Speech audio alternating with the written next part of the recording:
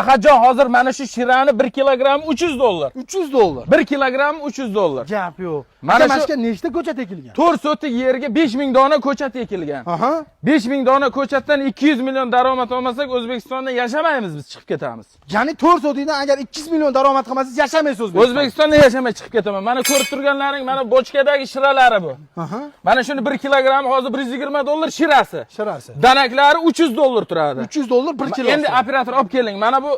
Mana bu yog'i bo'ladi, efir moyi. 1 litr 2000 dollar turadi. 2000 dollar turadi. 1 litr 2000 dollar turadi. Mana shu bochkasi nechi pul aka? 3600 dollar. 3600 dollar.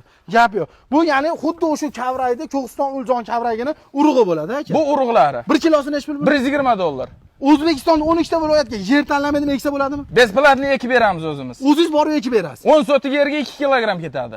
Gap yo'q lekin. Do'stlar, kim xuddi mana shu biznesga qiziqib turib, mana shu kavrayda urug'idan ekib zo'r daromad qiladigan bo'lsa, akamizni pastda nomerlarini qoldirganmiz.